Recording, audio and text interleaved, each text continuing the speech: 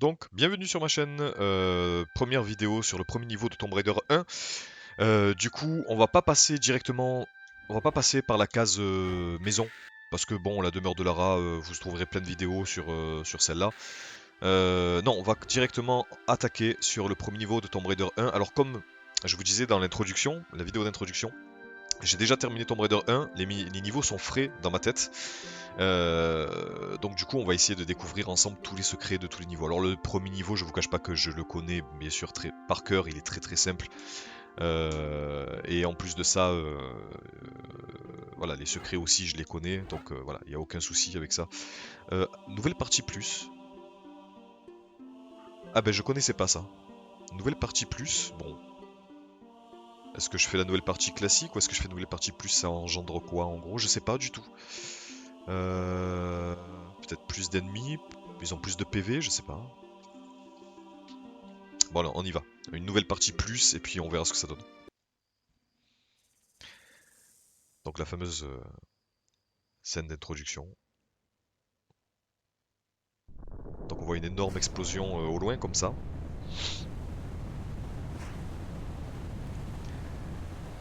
Une énorme explosion nucléaire dans le New Mexique qui fait découvrir une capsule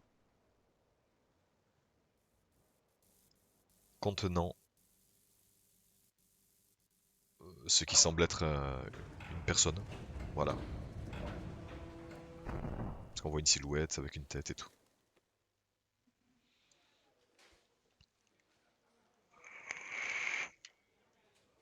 Qu'est-ce qu'un mec peut bien faire pour réussir à attirer votre attention? Je ne sais pas exactement, mais vous vous débrouillez plutôt bien. Super. Mais en fait, c'est pas moi qui vous cherche. Oh, Non, c'est Jacqueline Natla, de Natla Technologies, vous voyez? Ceux qui font tout ce qui est beau et qui brille. la ferme, Larsen. Dame, Jetez un coup d'œil ici, Lara. Quel effet ça vous fait de voir ça? Je suis désolée, je fais ça pour le sport. Alors vous allez adorer le Pérou.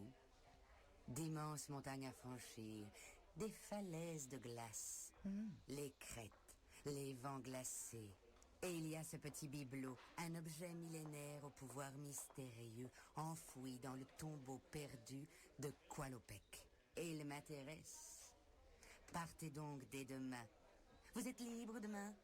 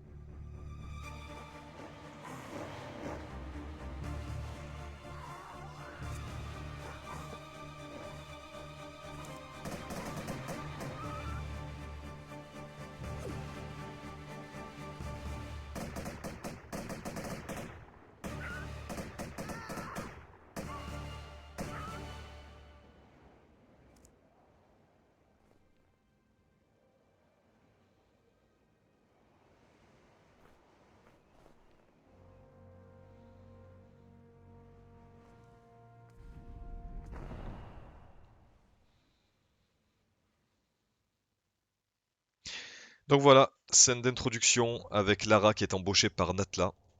Euh, j'ai déjà le fusil à pompe? Attendez, c'est quoi ça? Ah mais j'ai toutes les armes? D'accord. Ça... Je devrais être inquiet? Parce que ça voudrait dire que les ennemis sont plus forts, qu'ils me donnent déjà des armes et des munitions. On va rester sur les pistolets de base de toute façon. Oui, donc Lara qui est embauchée par Natla pour découvrir donc un artefact, un petit bibelot qui aurait des pouvoirs magiques. Lara qui est un peu grande gueule, voilà, qui est une archéologue assez particulière, puisqu'elle a vécu un peu à la dure. Je vous narrerai peut-être l'histoire de Lara Croft qui est intéressante. D'ailleurs, pour l'époque, c'était incroyable. Et regardez là le jeu, le niveau.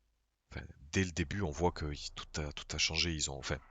Les textures sont tellement meilleures, la luminosité est incroyable. Euh, voilà, on n'avait pas ces petits flocons. D'ailleurs, je crois que tout est fermé dans Tomb Raider 1 quand on voit l'ancienne.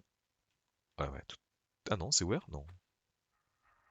Non, c'est un bloc de glace. Voilà, tout était fermé dans Tomb Raider 1, on pouvait pas voir au loin à l'horizon. Là oui, maintenant oui. Voilà.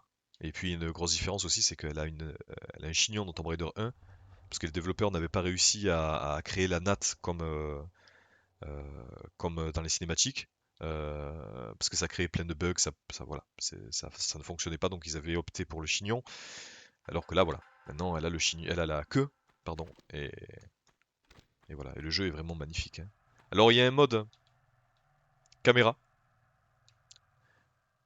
qui est, voilà, elle est vraiment bien foutue. C'est plus comme avant. Ou avant, c'était avec une poitrine à briser la glace, quoi.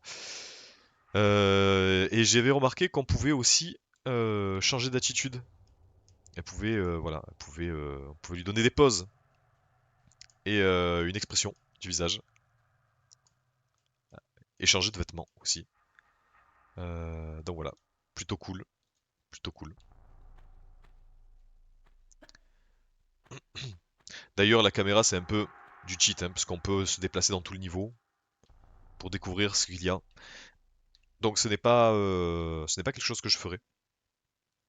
Voilà, ce n'est pas quelque chose que je ferai peut-être une ou deux fois, mais bon, on verra. C'est un peu triché, je trouve. Aïe. Oh, elle m'a fait mal. Ah oui, d'accord. Les dégâts sont pas les mêmes, hein, parce que la flèche ne fait pas autant de dégâts normalement. Je pense qu'on va un peu galérer les amis, hein, là-dessus. Donc là, le premier secret se trouve ici. C'est connu, voilà, vraiment le premier secret. Il est pas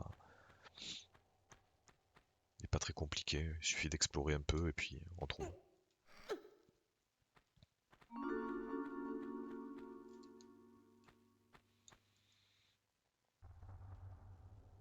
Mais du coup, ça va mettre un peu la pression quand même, hein, parce que dès que je vais tomber sur les premiers ennemis, va falloir que je ne fasse pas du tout toucher, hein.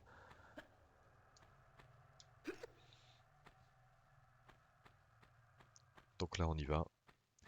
Donc le début d'entrée. Son guide se fait tuer par des loups.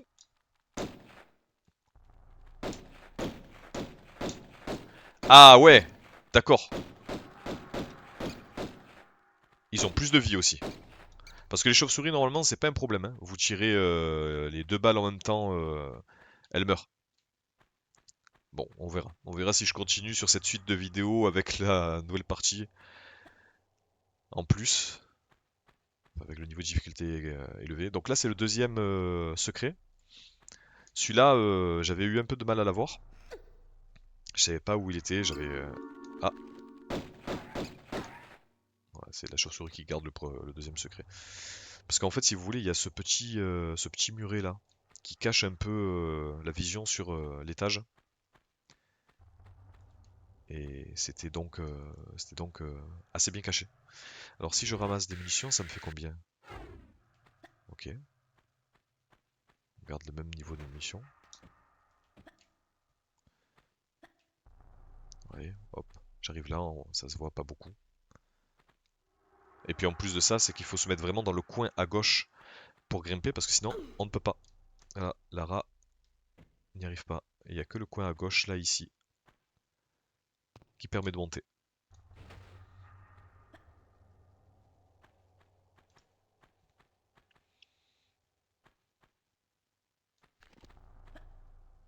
Donc Tomb Raider, c'est beaucoup de musique d'ambiance. Très peu de musique... voilà, c'est beaucoup de son d'ambiance, très peu de musique. Du coup, et les musiques arrivent souvent dès qu'il y a de l'action ou dès qu'on découvre quelque chose. Regardez comme c'est beau. Non, franchement, c'est beau. Comparé à Tomb Raider 1, le remasterisé est vraiment joli, quoi. Il donne vraiment une ambiance en plus. Et puis là, c'est sombre, hein. Dans Tomb Raider 1, tout est fermé, mais tout est lumineux. Voilà, vous avez un coin sombre là-bas. Vous avez un coin lumineux ici, on ne sait pas pourquoi. Pas d'ouverture, alors que là, oui, c'est bien fait. Ils ont créé une ouverture pour faire entrer la lumière. C'est fantastique.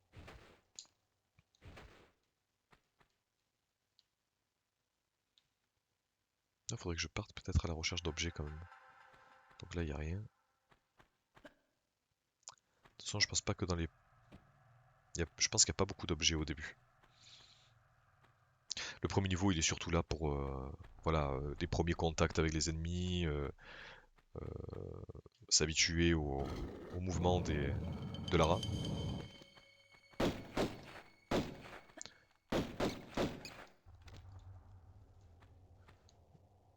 Non, franchement, je suis perplexe parce que la chauve-souris, normalement, c'est vraiment 1 à 2 balles pour la tuer. Là, je lui tire. J'ai l'impression qu'elle a 3 fois plus de vie, quoi.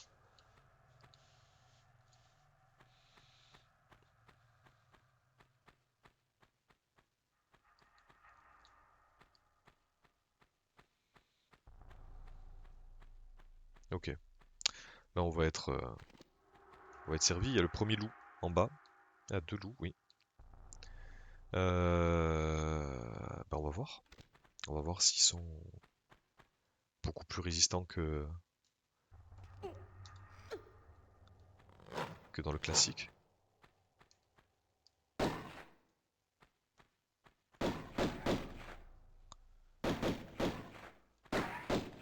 Oups. Oh là là là là là.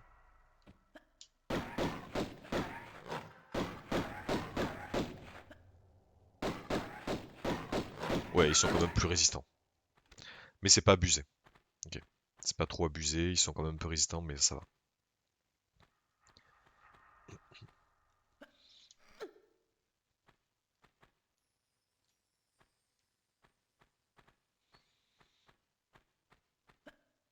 On va prendre le chemin par les ponts. Par contre, je sais pas où sont tous les objets. Donc ça reste à redécouvrir ça avec vous. Donc c'est pour ça que parfois je vais pas mal explorer les niveaux. Re-explorer, hein, on va dire. Je vais descendre. Hop.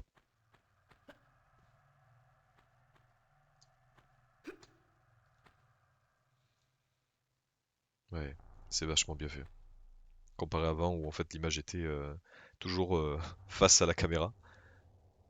Ah, c'est bien cool. On voit un peu l'horreur du jeu, quoi.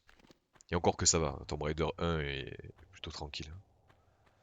Par contre, c'est un peu vicieux, mais dans Tomb Raider 1, d'ailleurs dans tous les Tomb Raider quasiment, pas les tout derniers, pas les tout récents, quoi. Euh, les programmeurs avaient tendance à placer des ennemis, à faire apparaître même des ennemis, euh, de manière à ce qu'ils vous surprennent. Mais c'est pas vrai, je peux pas sauvegarder quand je veux?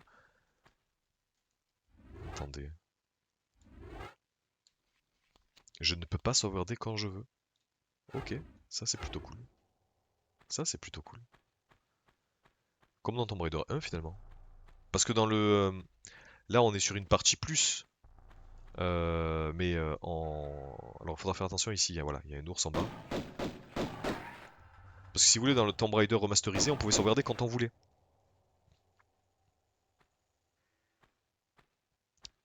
Sauf que là, non. C'est comme dans Tomb Raider 1, il y a des cristaux de sauvegarde. Donc on va voir ça ensemble.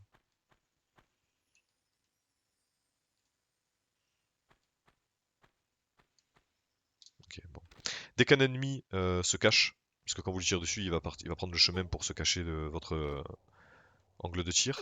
Voilà, vous avez juste à vous pencher sur un rebord et il va essayer de vous croquer.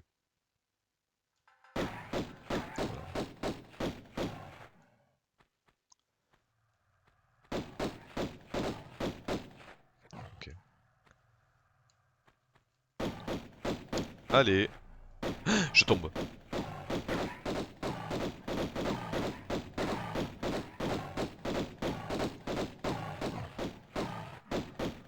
Jamais il meurt.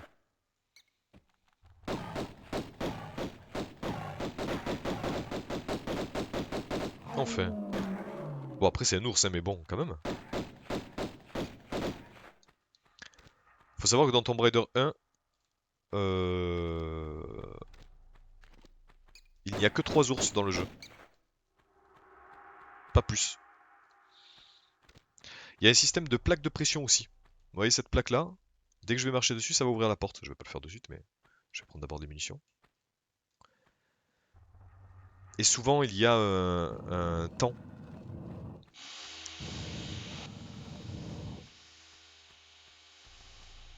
Là, je sais pas si vous entendez, mais il y a mon voisin qui fait des travaux, donc je suis désolé pour ça. Voilà, c'est toujours au meilleur moment, le voisin qui fait ses travaux là. Allez, c'est reparti. On reprend la route. Le premier niveau, de toute façon, est assez rapide. On va passer de l'autre côté pour sauvegarder. Et voilà. Et on va sauvegarder sur la grande pyramide. Comme ça, c'est bon, c'est fait. Ah, mais ça la soigne! Et ça la soigne en plus, c'est trop bizarre. Ok, bon, il y a un niveau de difficulté en plus, mais les cristaux pour sauvegarder et soigner. Bah écoutez, on va continuer comme ça, hein.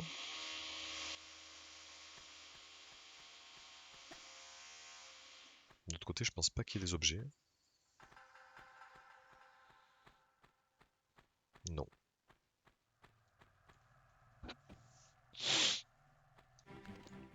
Ah oui, la scène avec les deux loups qui nous attaquent.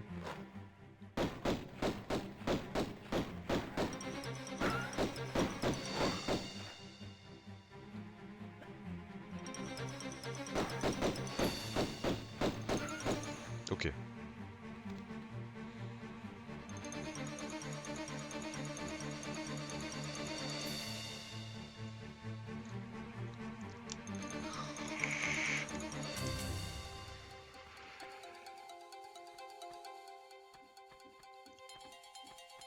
Donc voilà, vous voyez en fait, les musiques se déclenchent quand il y a de l'action, souvent. Là, c'était première rencontre avec deux loups qui pouvaient directement nous atteindre. Donc voilà. La musique est un peu longue par contre. Et voici le troisième secret du niveau. Voilà. Et je vous montrerai en fait à quoi ressemblent les passages des secrets entre le remasterisé et le 1 classique. Alors la base, hop, on arrive, on est là. Donc là c'est plutôt bien camouflé, on voit quand même il y a une plateforme. Voilà. Et là dans le 1, si on est un peu en contrebas, bon c'est quand même visible, hein. C'est quand même visible.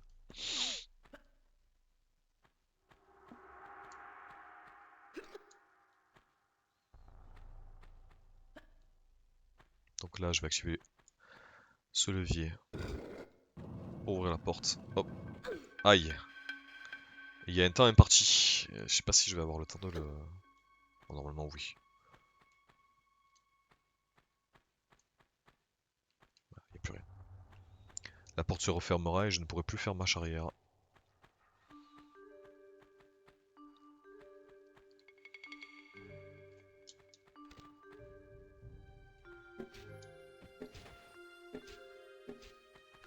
Il y en a d'autres ici, non? Ok. Alors faites attention au loup qui est sur votre gauche. Ok. Au sol, vous verrez qu'il y a des dalles qui sont fissurées. Ce sont des plateformes qui cèdent, voilà. Qui cèdent dès qu'on marche dessus. Elles sont un peu ébranlées avant de tomber, voilà. Mais voilà, ok.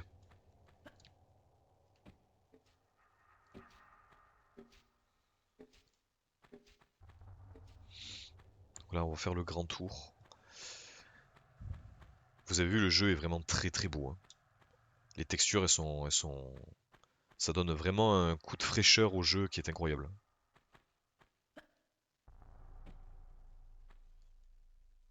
Comparé au 1. Ah, là, on a un peu de luminosité, on a une ouverture. J'avais jamais remarqué.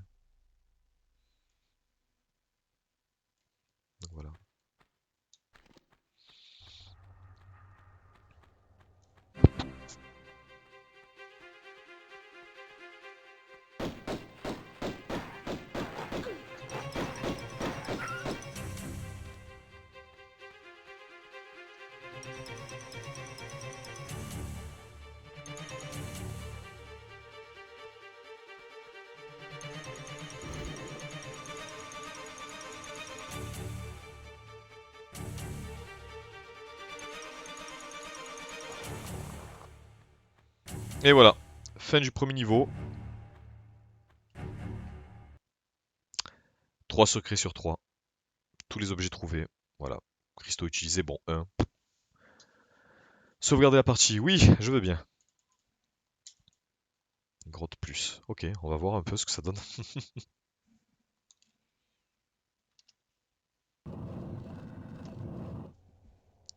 Donc on se retrouve sur la deuxième vidéo sur le niveau 2. A plus.